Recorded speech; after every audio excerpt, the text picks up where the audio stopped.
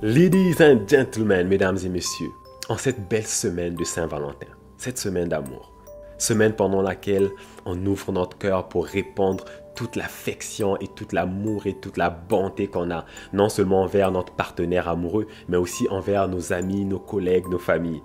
Pendant cette semaine, on entend toutes sortes de choses. L'amour, c'est bon. Si vous avez l'amour, vous êtes riche. L'amour peut changer le monde. L'amour, c'est la chose la plus importante. L'amour, c'est... Ok, une seconde. Est-ce que c'est réellement vrai que l'amour, c'est toutes ces choses-là? Que l'amour, c'est la chose la plus importante? Est-ce que c'est réellement vrai? C'est drôle, hein? Des fois, on accepte des concepts sans les questionner, sans voir les différentes facettes de cette chose. Et aujourd'hui, je voudrais vous inciter, je voudrais vous inviter à voir l'amour différemment. Apporter une réflexion différente sur l'amour et sur comment on devrait réellement l'utiliser dans la vraie vie. Pour commencer, je voudrais vous raconter une petite histoire. C'est l'histoire d'un jeune photographe appelé Kevin Carter. C'était un Anglais. Il a eu un contrat pour aller en Afrique pour faire des photos pendant une aide humanitaire. Donc, il prenait les photos des villages, des villageois, du travail qui est effectué là-bas. Et un jour, il se baladait pour prendre des photos. Il voit une petite fille à terre, très malade, très malnutrie, plus d'énergie. Elle se déplaçait en allant dans la direction des centres alimentaires. Elle n'avait pas de famille. Elle était là au sol et respirait encore. Juste à côté de la petite fille, il y avait un vautour qui tournait autour. Il regarde à gauche, à droite, il n'y a personne. La chose logique lui arrivait à l'esprit, c'est de chasser le vautour. Et dès qu'il se déplaçait un peu, le vautour revenait vers la fille. Chasser le vautour encore, même chose. Dès qu'il se déplaçait, le vautour revenait. Après quelques temps, il n'y avait personne qui venait, personne n'arrivait, il a décidé de continuer son travail. C'est pour ça qu'il a été embauché, il a continué son travail. La petite fille est morte. Il est revenu à Londres, il a publié la photo. Time Magazine a mis la photo sur la page de couverture. Et cette photo est rentrée dans les 100 photos les plus importantes et les plus influentes de l'histoire de l'humanité. La même année 1993, il a eu le prix Pulitzer de photographie. Ça, c'est genre le niveau le plus haut qu'un photographe peut atteindre. Quelques mois plus tard, en 1994, il s'est suicidé. L'amour est réellement puissant. Il peut accomplir énormément de choses, peut changer la vie des gens, peut transformer le cœur de quelqu'un, peut sauver un couple, peut sauver une nation, un pays, un quartier. Si et seulement si on l'utilise de la bonne façon. Malheureusement, dans nos sociétés, ce n'est pas des questions qu'on se pose. On se dit qu'on est assez intelligent dans la vie pour faire une différence entre un acte d'amour et un acte de haine. Mais la vérité, c'est qu'il existe deux formes d'amour. Et la plupart d'entre nous, on utilise la mauvaise version. La première forme d'amour, c'est l'amour actif. La deuxième, c'est l'amour passif. Déjà, pour la plupart des gens, vous n'avez jamais entendu parler de ce dont je parle. Je vous explique. L'amour passif, c'est un type d'amour qui est centré sur les intentions. Notre monde, nos rues, nos quartiers, nos pays sont remplis de gens qui n'ont que cette forme d'amour. Ils sont remplis de bonnes intentions. Moi, je veux aider à sauver la planète. Moi, je veux aider les organismes à but non lucratif. Moi, je veux lutter contre la pauvreté. Je veux me battre contre l'inégalité. Je veux lutter pour le droit des femmes, etc. Maintenant, posez-leur la question. Quelles sont les actions concrètes que vous avez posées pour justement réaliser toutes les choses dont vous avez parlé, les choses pour lesquelles vous avez des si bonnes et si nobles intentions? Vous allez les voir commencer à patiner. L'amour passif est rempli de bonnes intentions. Et c'est des bonnes personnes qui utilisent cette forme d'amour. Sauf que la différence qu'elle fait dans le monde, elle est tellement minime qu'elle est quasiment inexistante. Les gens qui passent leur vie à pratiquer de l'amour passif mourront et on ne se rappellera même pas d'eux. Pourtant, ils ont eu des très bonnes intentions. Pourtant, ils ont été des gens gentils. L'autre forme d'amour, c'est l'amour actif. L'amour actif est centré sur l'action.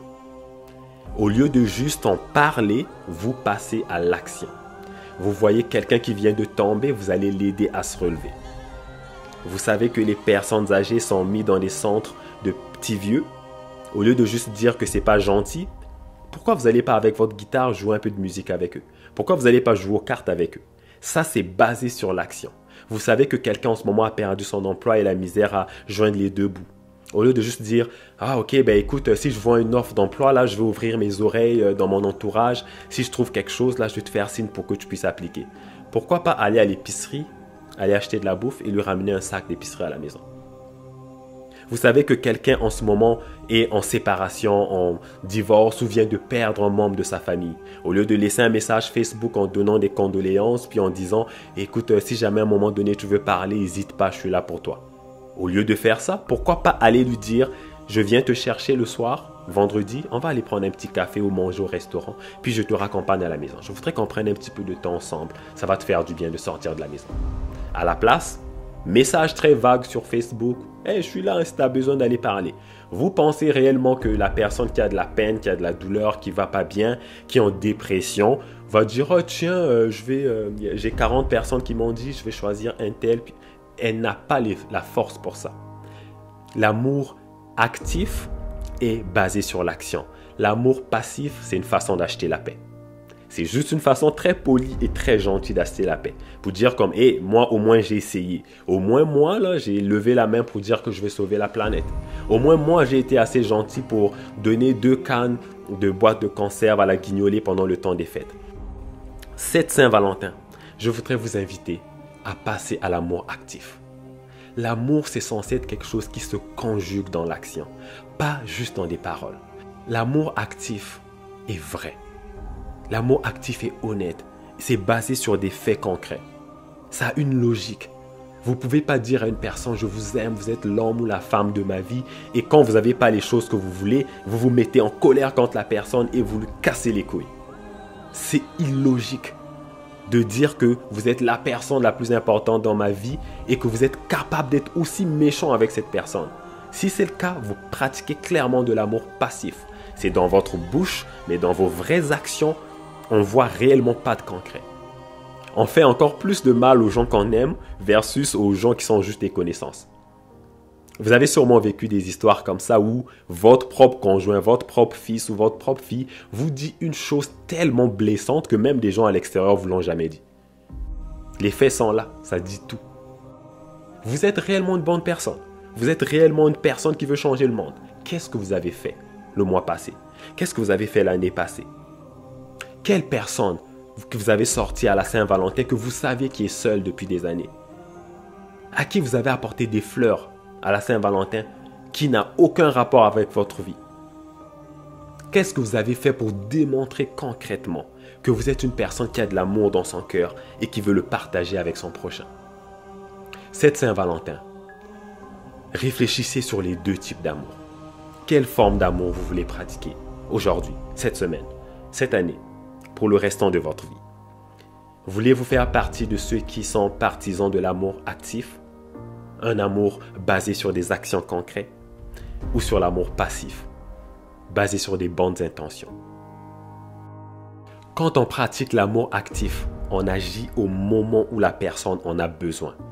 Vous vous baladez en auto, il y a quelqu'un qui a une crevaison, vous garez votre auto et vous lui donnez de l'aide tout de suite, là, maintenant. C'est ça l'amour actif.